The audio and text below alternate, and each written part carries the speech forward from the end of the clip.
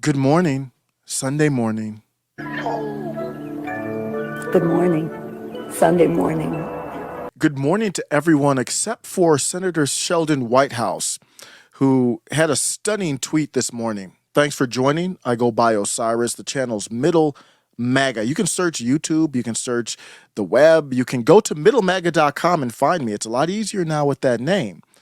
Let's go and look at this tweet that shocked me from a current sitting U.S. Senator Sheldon Whitehouse, who's a very bright guy, one of the smartest members of Congress. So when he does this stuff, I'm for me in my head, it's 100% evil intent. Do the math, he says. They say it's ESG woke capitalism, but it's always really about carbon emissions risk, and it's always by folks dependent on fossil fuel political money. This is an article that he tweeted from the Washington Post that basically admits that ESG is attacking the state of Kentucky. And I don't know what Mr. Turtle's doing in the Senate, Mitch McConnell, but they are attacking his state. I think he pretends to fight against this stuff, but he really is 100% on board with it. What's happening here? Let me skip ahead to what's happening so I can go back and then break down ESG a little bit. What's happening is these big financial asset management firms like BlackRock are boycotting fossil fuel companies in favor of other companies that disproportionately hurt Kentucky. These are companies with trillions of dollars that they will say they will create this ESG score. And if I'm a separate company and I want to invest in anything, whether it's you're talking about mutual funds or whatever else that includes companies that contribute to fossil fuels, then BlackRock will lower your ESG score. So if I want to invest in something that has companies that includes fossil fuels, they will lower my ESG score as a company, and then that will get me less money from all these trillions of dollars of asset management firms. It's very powerful fascism because the federal government supports it. Kentucky says, why would we be investing in our state funds in companies that are choking off our own interests? So what happened here is the Kentucky State Treasurer, Allison Ball, is going after 11 companies, including BlackRock, Citigroup. These are the ones we talk about all the time. And said that if any of these I believe they did this in Florida too, I got to double check that. They said any companies that are invested in these people here, they will get cut off of state funds. So they're trying to fight back. Why would they be investing money in companies that are purposely trying to hurt Kentucky? That would make no sense. I don't think what's happening here is being truly appreciated. This is a sitting U.S. senator condoning the government and private businesses teaming up to financially attack a state. We are already in the middle of a civil war. This is not kinetic with weapons. Thank God that's not what we want. But imagine if your neighbor was doing financial moves designed to cut off a percentage of your income. You wouldn't go outside and say, hi, neighbor. The federal government and the blue states that support it and some of these red phony states that support it are teaming up against Kentucky's interests. That's what's happening. They're putting a pretty bow around it to say, oh, it's for carbon, it's for the weather. We got to do this to make the weather better. But this civil war is what it is. It's war. And it's my definition of fascism. The big time ESG players, if you don't know, ESG is a corporate credit score is all it is. They have the money. How? Because the government allows infinite printing through the Federal Reserve. They've bailed out BlackRock. They created BlackRock. BlackRock would have failed and gone bankrupt if it weren't for you and I, the taxpayers. And take a look at this. Opportunities that ESG-related investing can potentially fund alongside the Inflation Reduction Act. That's literally your tax dollars.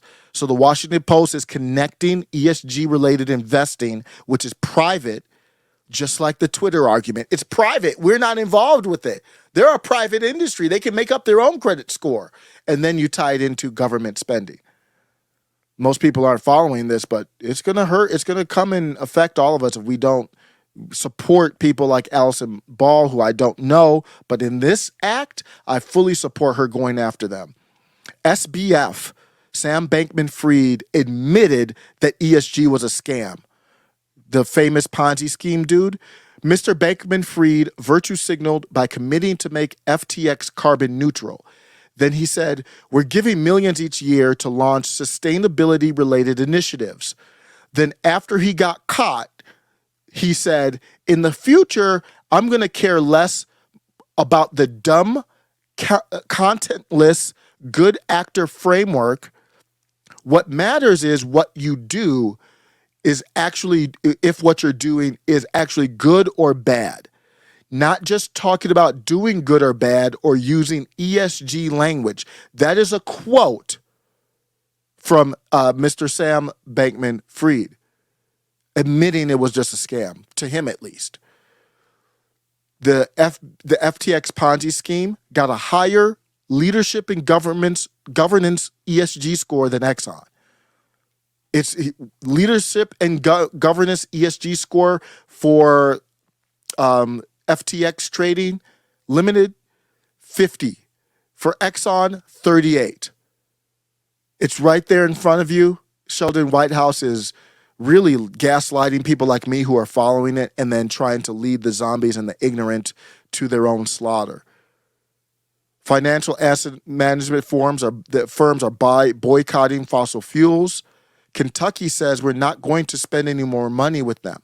I'm not here to prop up fossil fuels. I'm not pro fossil fuels. I'm not against them because of the climate or anything, but I don't like how they tried to take down Tesla. I never liked that. Tesla never came out, and the worst thing Tesla ever did was use cobalt in their batteries, but every battery uses cobalt. So I can knock them, but you got to knock me. I've got cobalt in every device here. So I'm not going to be knocking Tesla for that when I'm participating in it.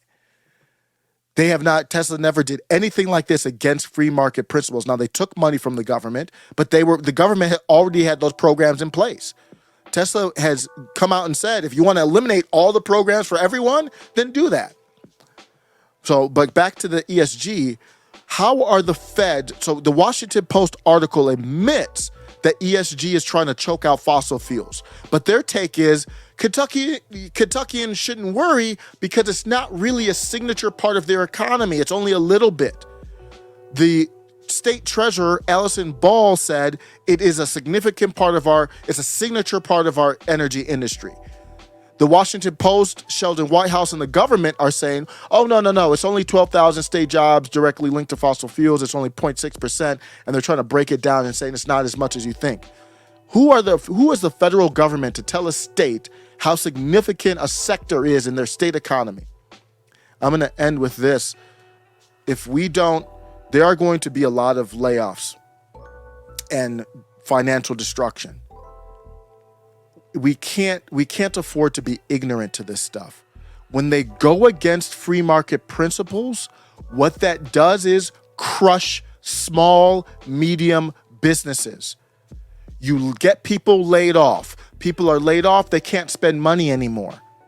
Where do they spend money? Even Amazon's laying off people. And when they're laid off, where are they spending their money? They're buying their gifts and stuff off of Amazon. They're not going to your small trinket shop and your mainstream properties. If you go to a lot of towns, they have a main street with all these little town shops and stuff. They're all going to be boarded up if we keep going around this route here. Get your senator. Give props to Matt Gaetz standing up to Kevin McCarthy. You have to fight back politically. There's no other way. I'm going to end with a little clip on ESG, and let me know what you think. Ultimately, I think we are going to win, and what a great sign to see Matt Gaetz, Lauren Boebert, who wasn't a part of the core 6 or 5. She joined and made it 6. Props to her and everyone else trying to step up and stand up against Kevin McCarthy, because Kevin McCarthy, in my opinion, represents everything you just saw here. Take care. Why do you think that kind of garbage goes on TV? Showtime is owned by, it was Viacom CBS, now it's the same company but changed the name to Paramount Global. Paramount Global participates voluntarily. There's no government in this other than, I'll show the relationship between government and BlackRock. But there's no, we're not voting on the ESG. You have no representation on what the ESG is. So this is a completely globalist, anti-constitutional type of act where somebody else is deciding what's good for our environment, what's good for us socially, what's good for us in governance without the say of taxpayers. Already you know that's a hustle. That's a way to take power away from you and I. So they voluntarily subscribe to this ESG. Why? Because BlackRock won't give them money if they don't. In my opinion, I don't know that for a fact, but I have enough information to say, look at this. Institutions like BlackRock are investing billions into Paramount Global. They are expecting ESG compliance. So Paramount on their website, go to pretty much any big company, they're going to have an ESG report now. Netflix, all of them. Paramount's like, we're good with ESG. This is a hustle. This is a side note to BlackRock. You can invest with us. You look at their shareholders, the largest shareholders, I circled some of them. They're institutions just like BlackRock. BlackRock specifically holds 6.88% of Paramount. That's 1.65 billion. That's just one asset management. Vanguard, 2.4 billion. State Street, 1.2. They all subscribe to ESG. So you see why we have no control over things anymore. You see why Disney has, this woke, stuff going on with them. They're not answering to you. They're not even answering to the free market demands, because that's where their money is, the shareholders. So their project might fail, but they still get broke off by these institutions because for their obedience. That's how it's happening. So BlackRock has gotten bailed out. This is now I linked BlackRock.